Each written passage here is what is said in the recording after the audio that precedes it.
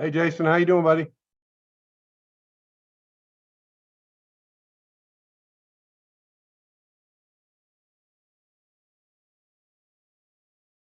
Hey, Branson, how are you?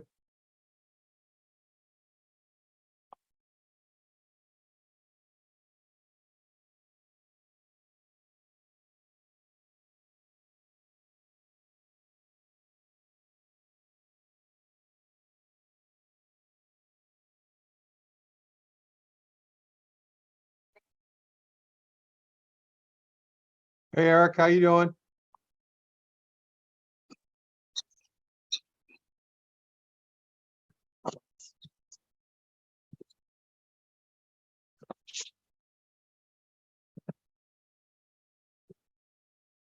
How's it going, Jason? Doing well. How about you? Yeah, pretty good. How are things going in your new store in Farmville? Um, uh, they're progressing pretty well. We're still trying to make sure all the equipment and everything in the back of the house works right. It was a pre-existing restaurant, so we're I see. still finding lovely little things that had to get fixed, and um, you know, uh, like Sunday, our sewage lines from the city backed up into the kitchen, and it's because there was paper and food and other things all down in this pipe. I guess someone just didn't have a floor drain cover on or something and shoved all this stuff. Those little things like that are just fun to Yeah, find. what a nightmare. Is that a franchisee or is that yours? It's a franchisee, so it's our first franchisee. So Very cool. yeah, Are you- so I've gotten a royalty check, and I thought that was a pretty cool thing to get. Yeah, it's always cool when you get something that's not you directly slaving away. It's a nice feeling. I Yeah. I'll just tell a real quick story. So my business was setting up basically retirement plans, executive compensation for large companies. And one of my clients was MCI, the telephone company. This was years ago. And it was a pretty big deal. And we actually signed the deal on Christmas Eve. And the CFO at that time, and I took the elevator down at the end. It was the end of the day on Christmas Eve. And he looked at me and said, "You know what's wrong with your business, Dennis?" I go, "What's that?" And he goes, "The key assets go down in the elevator every night." He goes, "I could go get drunk for the next 2 months and there'd still be 10 million phone calls going through this network." I said, "Damn, I never thought about that." So that always kind of stuck with me that this guy, really no matter almost what he did, he still would have this money flowing through. So that became my holy grail, which I've come close a couple times, but haven't really figured that all out. So anyway, hey Eric, good to see your smiling face in person. Good to Branson, see you. all right, man.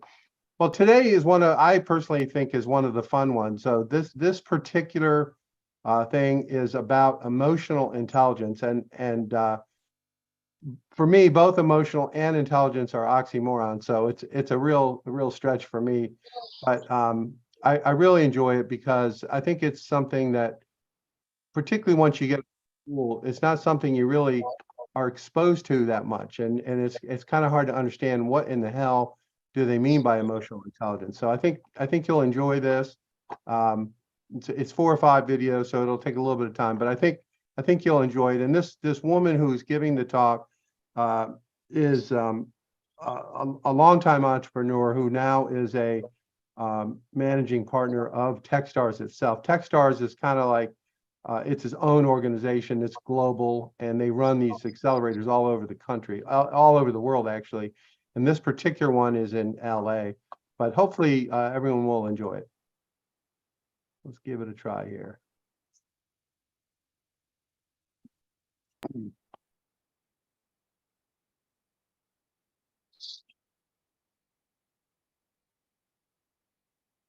Good morning, everybody. I'm Anna. I'm the managing director of Techstars LA, and I'm also an executive coach. And what we're talking about today is emotional intelligence, or EQ, and the role it plays in your success as a founder. EQ, which is sometimes referred to as emotional intelligence, emotional quotient, I'm going to use those two interchangeably, is the ability to recognize, understand, and manage your own emotions, and recognize, understand, and influence the emotions of everyone around you.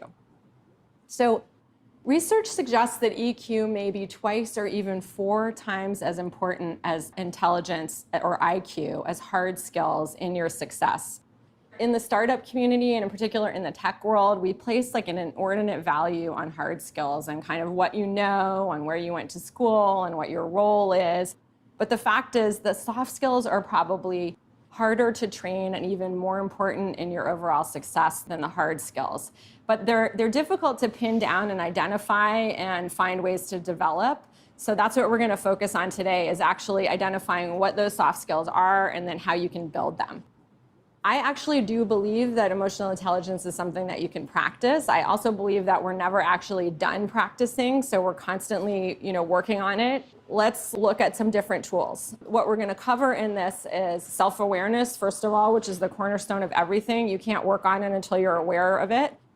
How to be present, how to use presence to pay attention to what's happening around you, how to recognize and manage fear, what flexible thinking is and how to use it as a tool to grow your company.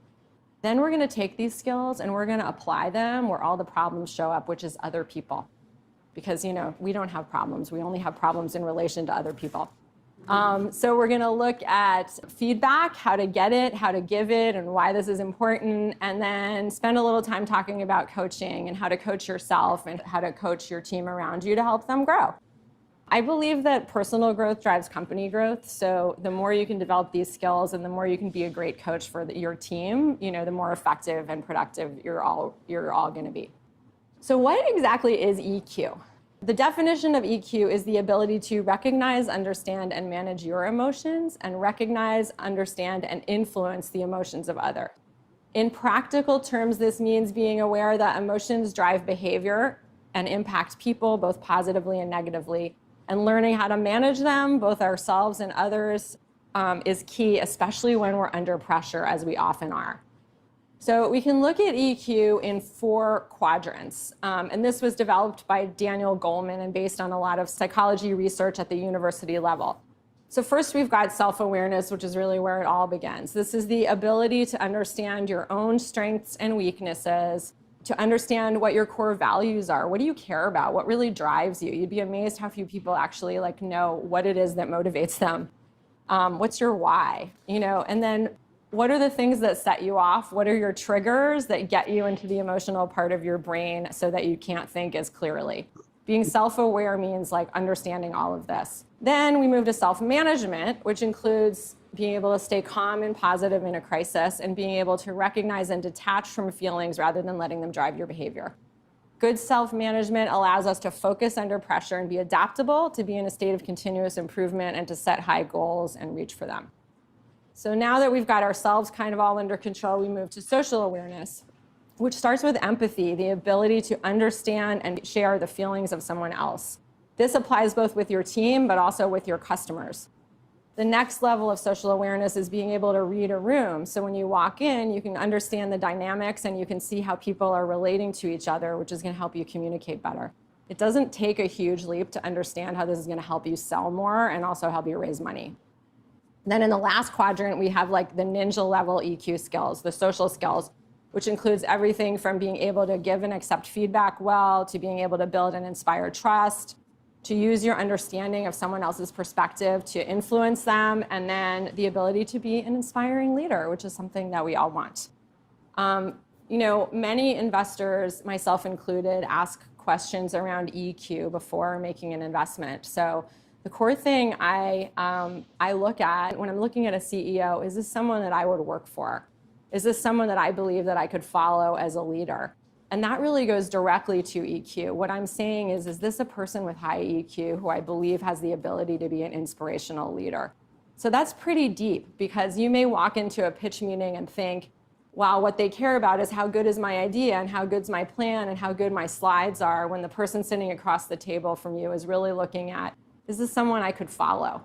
So making an investment in EQ and really thinking about it is going to just make you, such a more impactful leader and make those meetings go so much better. You know, I think EQ is like, it's like a little bit like good taste. Like everyone thinks they have it. You know, everyone thinks they have good taste. Like everyone thinks they have high EQ, but like that can't really possibly be true, right? So in practical terms, you know, the truth is, for good or bad, that all of this stuff is related.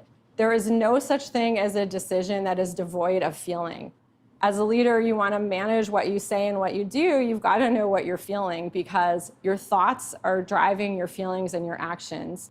Your feelings are determining your thoughts and what you do. And believe it or not, your actions, what you do, actually influences your thoughts and your feelings. So the idea that you could kind of take emotion out of the equation, as some of us would like to do, and just be completely data-driven, it's just absolutely not realistic. Ignoring your feelings in all of this is just never going to work. So we have to understand how the three things work together. What we're really trying to do when we build EQ is get our two brains to work together. You know, we have our feeling brain, which is wired unconsciously to keep us safe. And a lot of these the actions we take are driven by impulses that are just really deep and that we may not even fully understand. So as a leader, you want to become fluent in EQ so you can use all these tools to build better teams, to build better companies, to have a greater impact on your customers and everyone around you. And there's like a huge additional bonus from understanding and investing in EQ, which is that your friends and family and probably even your dog are going to like you better.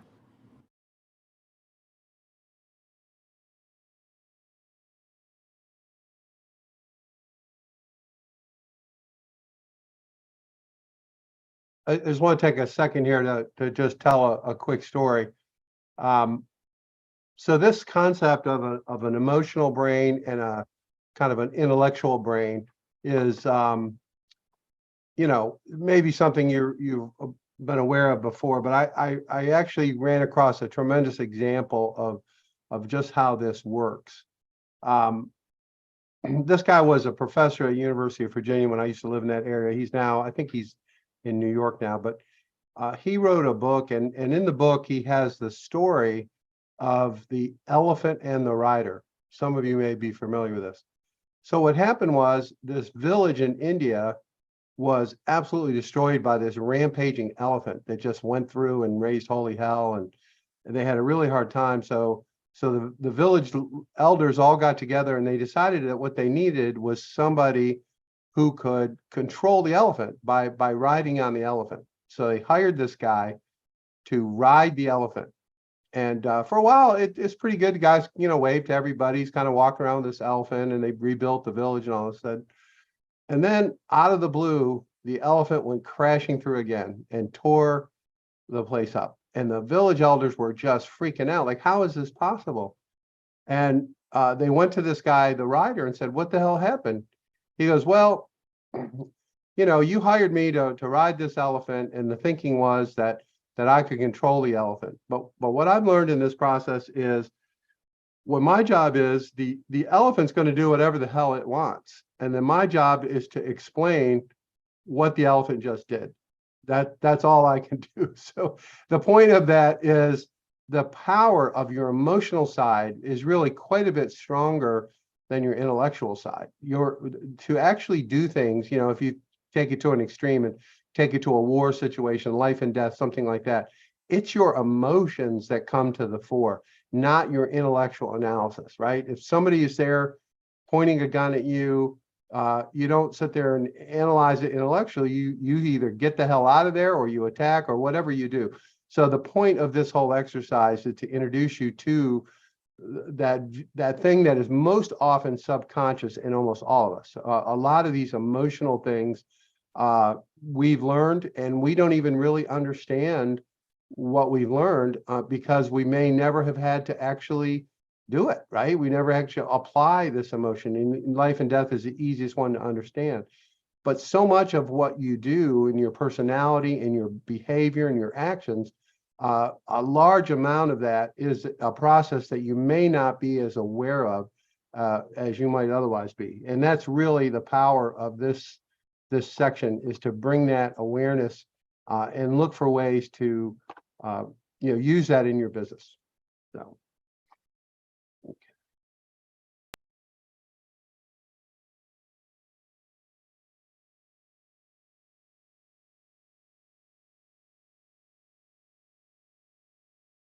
So let's dive right into self-awareness. How many people think that they have high self-awareness? I'm expecting everyone's hands to go on. Come on. Okay.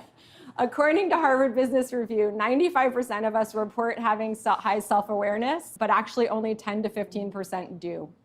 So that means the majority of people don't know what their strengths and weaknesses are and don't know, how their words and their behavior affect other people.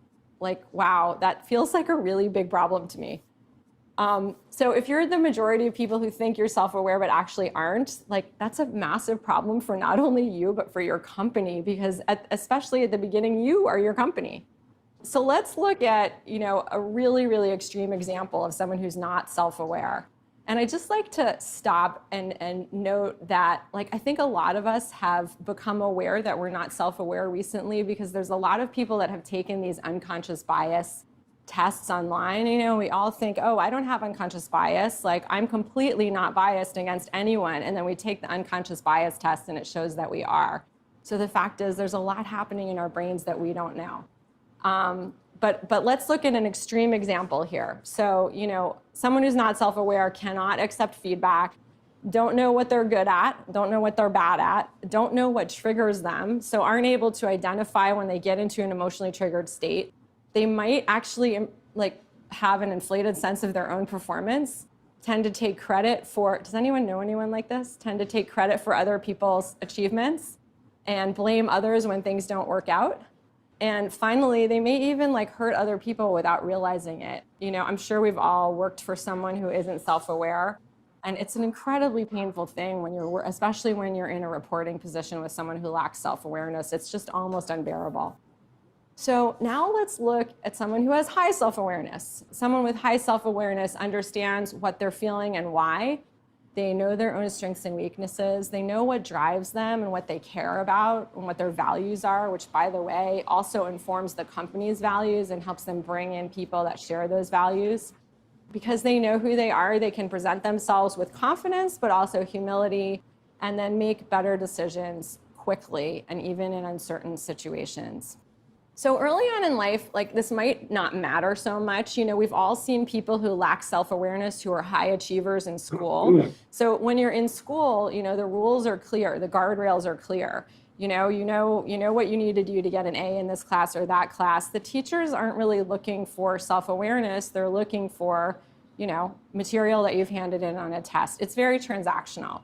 When you get out into the real world, right, and in particular when we're trying to build companies, and how you affect other people, your ability to inspire people to come follow you and work for you, your ability to convince people to buy your product, all of those skills that relate to EQ become so much more important. And that's when the difference between people that have high self-awareness and those that don't really, really starts to ramp up.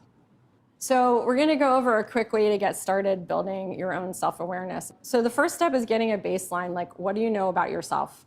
So this is a pretty easy exercise. You're going to write down four lists of 5 things each.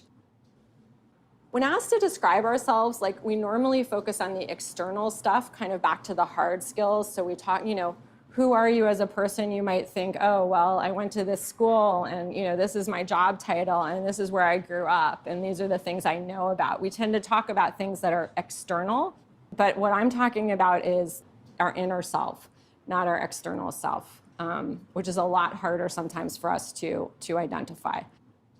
So you're going to write down your strengths, improvement areas, your core values, and the things that trigger you. Once you've got your list, you don't want to necessarily post it on your social media, but you might want to share it with someone that knows you really well and get their reaction. What is on your list that they didn't expect and what is missing from your list that they think should be there? And that can be really informative. So I'd like to just spend a minute on personality assessments because sometimes when people think self-awareness, they think, oh, I should go take the Myers-Briggs or I should take the DISC or the Enneagram or the Strengths Finder. I've taken all of these, by the way. So I think they're really useful, but they're kind of just one piece. An assessment on its own doesn't create self-awareness. It's just a tool in kind of pointing out blind spots, things you don't know about yourself, or just giving you just kind of another perspective or a set of vocabulary to talk about, who you are. So to illustrate this, I will throw up some of my results. and talk about how these sort of inform or relate to my own self-awareness and self-assessment. So think about these things as preferences or tendencies rather than fixed qualities. And that's really, really helpful because then it sort of gets you out of this idea of this is how I am to this is what I prefer, right? This is what I prefer. And then I can kind of correct for that. So I prefer extroversion, right? Which means maybe sometimes I actually need to build my inner introvert up. I am very high level, strategic. That's what strategic, intuitive is, so I like to stay on the top and think in frameworks, right? So sometimes I can need to spend a little more time like working on the details and building up from the bottom. Judging, dominance, input, activator. I have a super strong preference for making decisions. I like to be in charge, right? That also means on the flip side, I have trouble with followership. In any event, these can be very useful. They are one piece of the puzzle, but they're kind of not the beginning and the end. So here's what it looked like when I did this full exercise on kind of strengths and growth and values and triggers. It's a little scary for me to put this up here because I'm like, wow, I'm telling you an awful lot about myself. But, self-awareness and opening that door is a little scary. It's like, what if I discover I'm not perfect, right? So guess what? You're not. None of us are. But the more you get to know yourself, there's real power here. There's real learning and growth. And the better you're going to be in every area of your life. So think about all this information about yourself in kind of 4 different boxes. So the first one is your open self, the things that are known to you that are known to others. And then you have the hidden self, which is, you know it about you, but sorry, everybody. Don't know. So with a hidden self, what you want to actually try to do is make that box as small as possible. The more you reveal and share about yourself, the better your communication and your relationships are going to be, and the more you can learn. So there's a lot, it's scary to divulge things that maybe feel private to you, just about how you are and what you care about. But the more you do that, the better your connections are going to get. Okay, so let's talk about the unknown for a minute. I don't really get this. I'm like, how can there be something about me that I don't know and no one else knows? It's kind of like if a tree falls in the forest, like, does it really, no one hears it, does it exist? I don't know.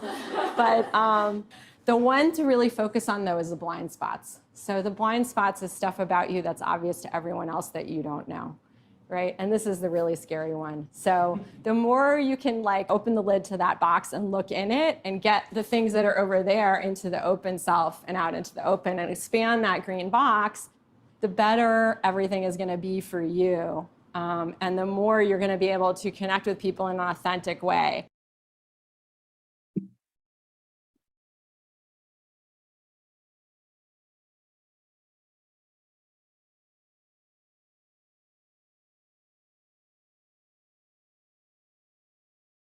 So now we're going to talk about presence, which is really the cornerstone of self-management.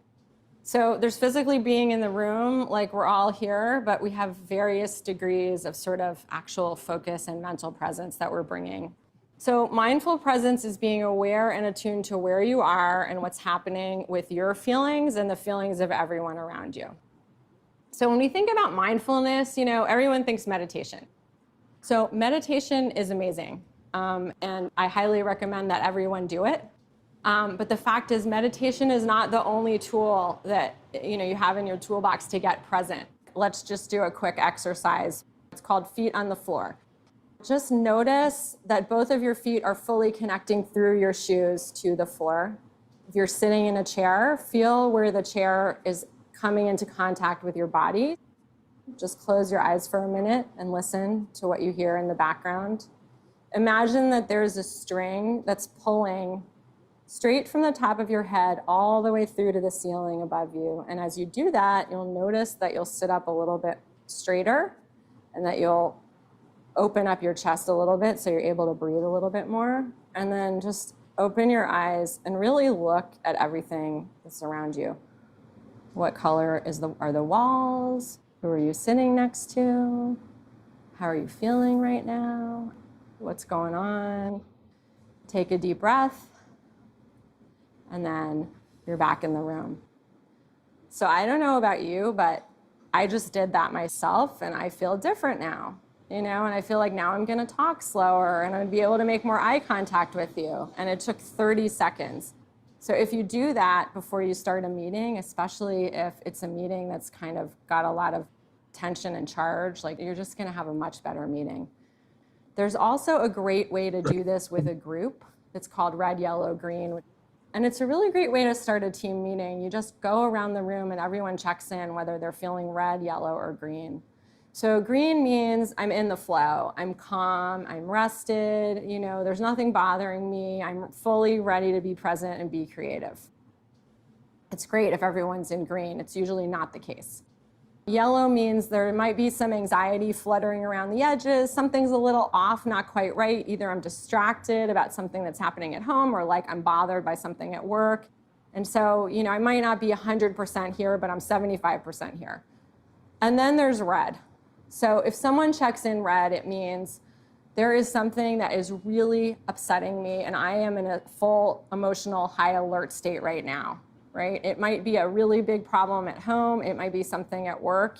And by the way, you don't have to say, if you're in the red, you don't have to tell people why you're in the red. It might be something that you don't feel comfortable sharing, which is completely fine.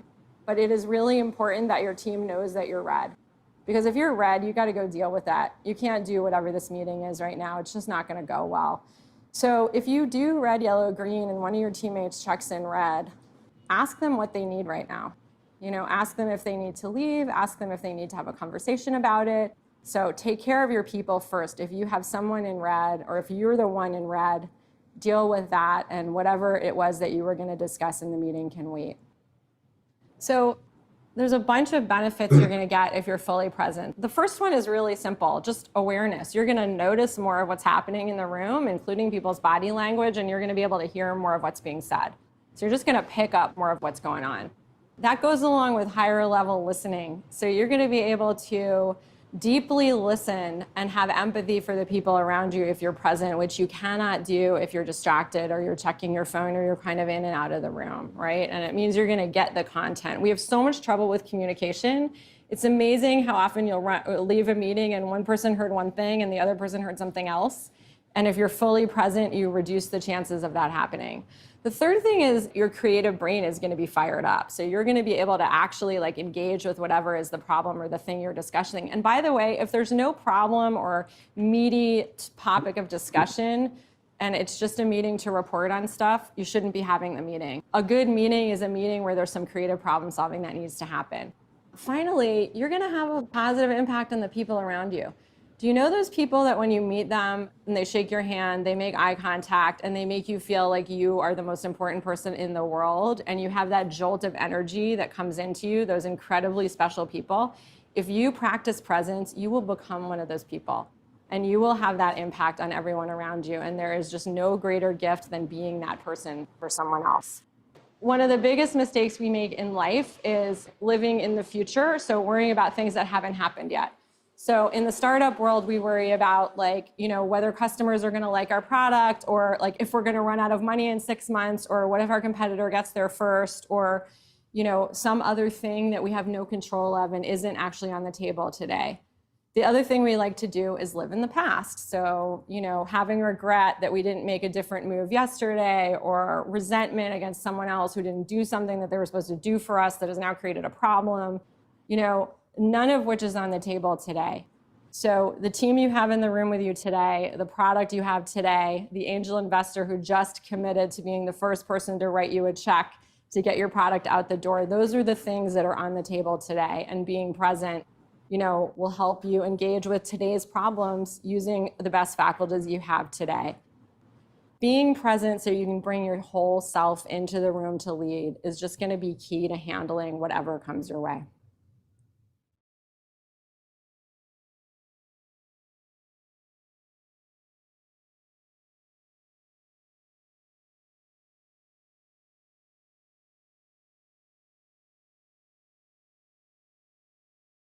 Let's talk about fear, because fear is a reality. When you're an entrepreneur, fear is everywhere.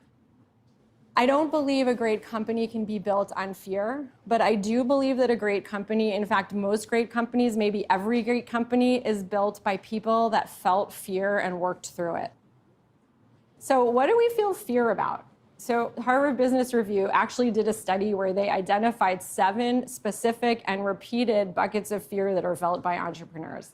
Okay, so the basic one is financial insecurity. It's really risky doing a startup, right? You're not building your 401k. The second one is running out of money, right?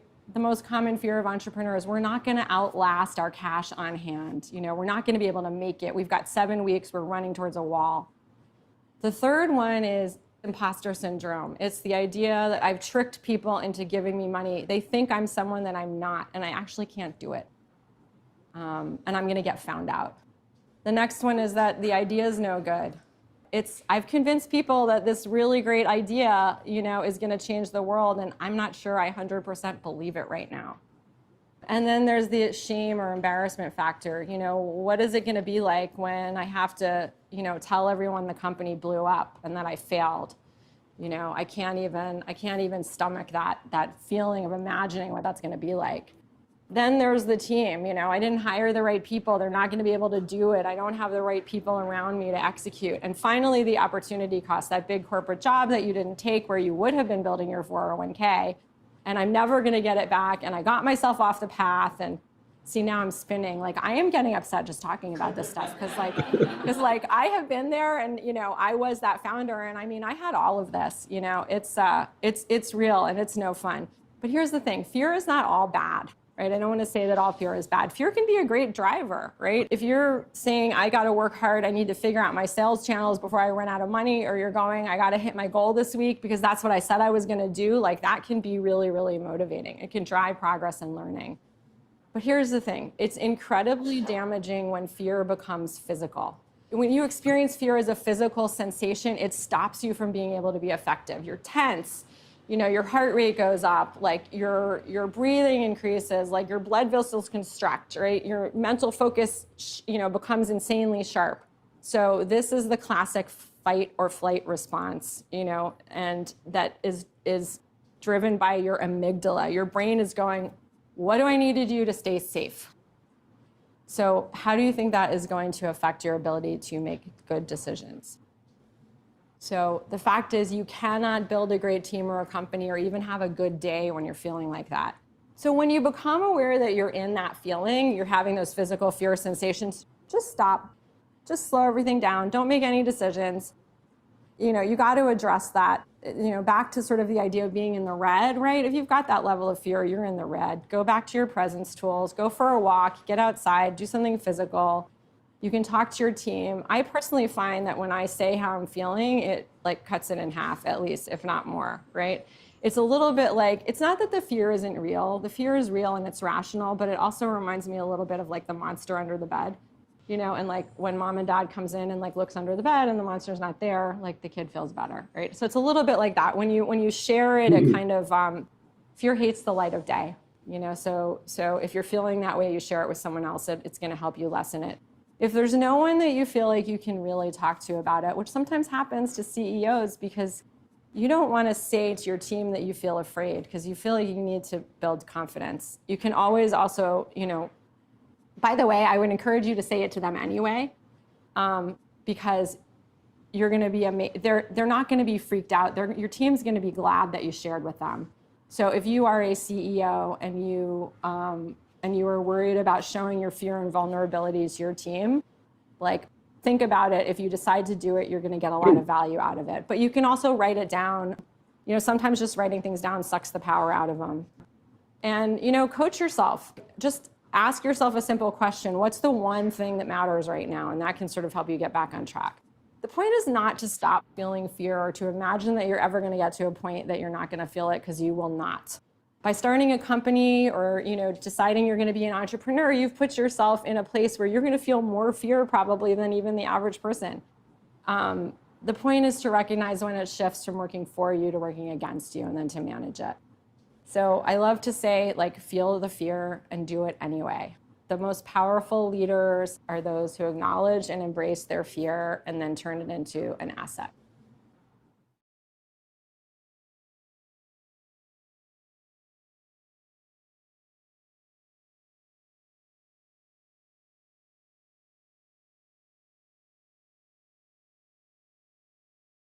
Okay, so this is my favorite section.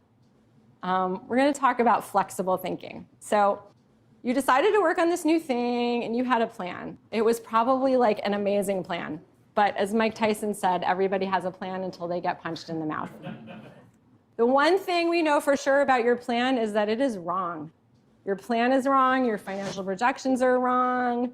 Whether things turn out great for your company or blows up, it's not going to be what you thought. The fact is, what you know about your business is a tiny fraction of everything that there is to know. So if you know this much about your industry and your business and your competitors and your customers and your company, there's another 95% out there that you don't know.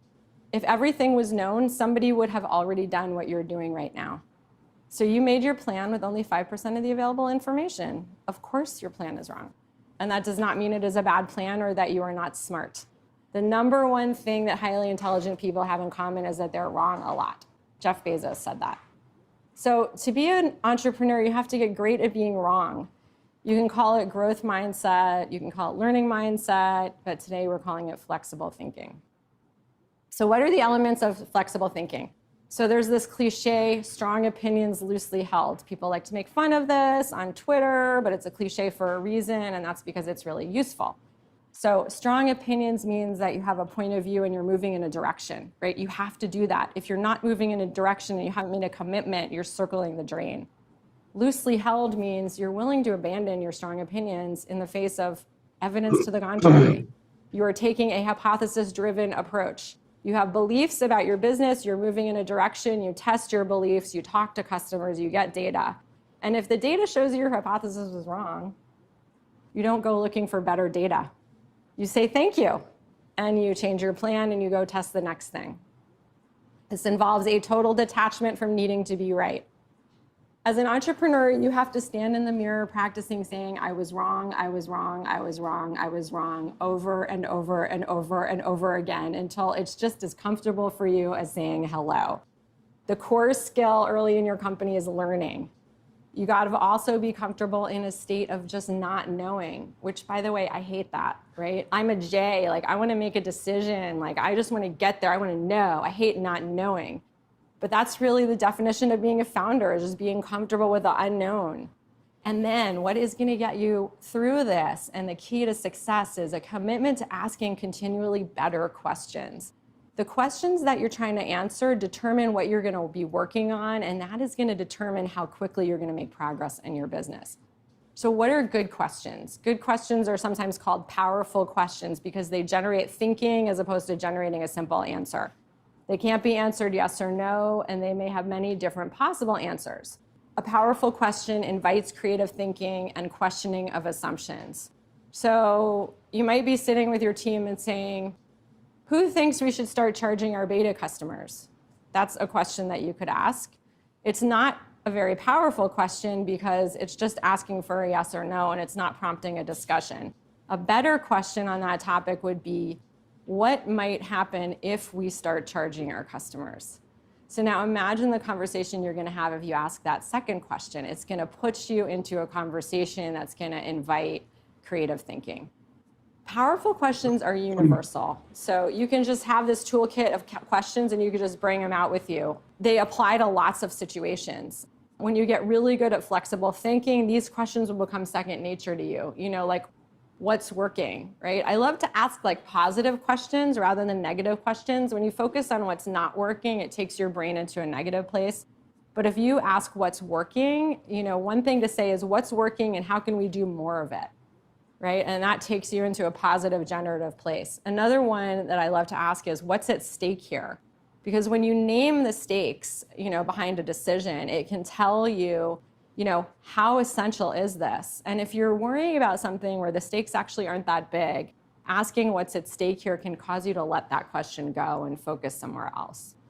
So just like we looked at the profile of the person who isn't self-aware and we thought about like how bad it would be to work for that person or with that person, here's another frame on that, which is thinking about being in a fixed thinking mindset or a judgmental mindset versus a flexible thinking mindset.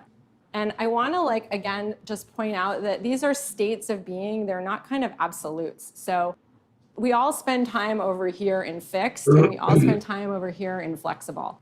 So fixed people are feedback avoiders. They've got their story. So you may have been in a meeting or seen someone in a meeting when they're pitching or they're presenting, and they go into it like a fight. What they're trying to do is convince you that their point of view is right. So if someone asks a question, the purpose of answering the question is to knock down the assumptions, right? Whereas if you go into a meeting with a different kind of flexible attitude and someone asks you a question, where you can go is curiosity. Like, oh, what a great question. I hadn't thought about that before. Let me respond and kind of engage with you on the question that you've just asked. It's just a completely different approach. Where do you think fear puts you? Fear puts you over there. Ego, needing to be right, puts you over there. Fatigue, being triggered, puts you over there, right? So we all get over there and we need to work to get back over here. And how do you think it affects the rest of your team? It is not surprising that flexible thinkers are much more effective leaders. Flexible thinkers build loyalty, build trust, they're able to show humility, and they engender cooperation and a greater taking of risk by everyone on their team because they create a safe space for that to happen. So we're never going to be there 100%, but the more time we can spend in flexible thinking than fixed thinking, the better everything is going to be.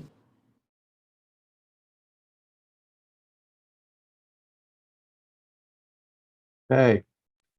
Well, there's one more video in here if you want to watch it on our accelerateworld.org member resources, Techstars, you'll see it.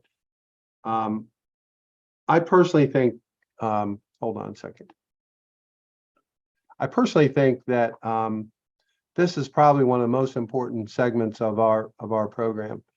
And maybe it's just because, I didn't know a lot of this stuff. Maybe it's just because it's something I wasn't aware of. But as I talk to entrepreneurs or I know entrepreneurs, fear of failure is a really big driver of a lot of behavior. And how you manage fear, how you continue to move forward, even though you're scared shitless, is a really important skill to learn for all of us. And so this segment, which you can watch anytime you want, if you go over it again, I think every time I've seen it, I learn more and get more perspective. But it'll make you more effective as a business person. And I would argue more effective in other areas of your life as well.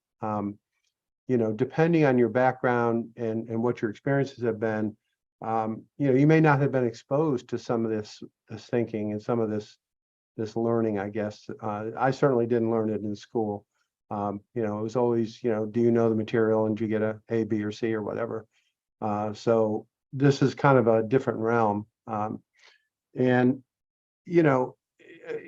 interesting how, as you go along in life and you start to meet people that maybe have achieved more than you have, or you feel you have, and as you talk to them, or get to know them, you'll see a lot of these threads running through their experiences and the type of people that they are, even though they may be, widely divergent, different race, education level, wealth, all that kind of stuff. Many of these skills, as she said in the beginning, this can all be learned. This is not like IQ, where if you're a dumb shit, too bad. You can't really do much about that, right? But this is not like that. This is something that you can learn and that you can grow from. And that to me is really exciting. It's one thing to know, hell, I can't do algebra 2, right? Never could, never will be able to. But this kind of stuff you can learn. And that to me is the encouraging thing. And I encourage all of you to take a look at this again if you have a chance.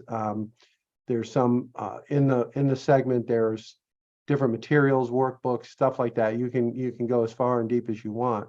But at the end of the day, if you spend your time on doing things that actually can make a difference in your life, you'll be glad you did. It'll be worthwhile to you versus things that really don't move the needle at all. So anybody want to add anything, jump in and comment on some of this? Okay.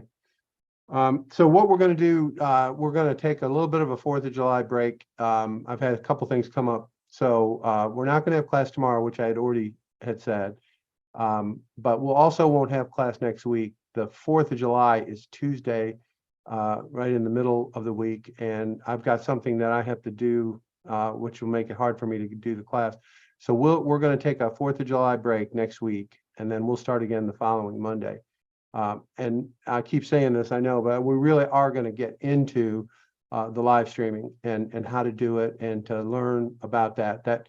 I wanted to give you a little bit of a foundation before I spend a lot of time on that, because it's fun and exciting. And you also will be fearful, especially if you're not used to being in front of a camera and you're not used to selling yourself personally, which is one of the attributes of live stream selling, that it's just the way it is. Doesn't mean you have to be the one to do it, but your organization is going to be represented by either you or someone. So a lot of this stuff will come into play. And I think this emotional quotient, EQ, the more time you can spend on it and get a feel for it, the better you'll be able to extend yourself, extend your personality, extend your value proposition of your company, so that it can be understood by a larger audience maybe than you have right now. That's my hope anyway. So with that, I hope everyone has a good 4th of July, and we'll see everybody the following week. Take care.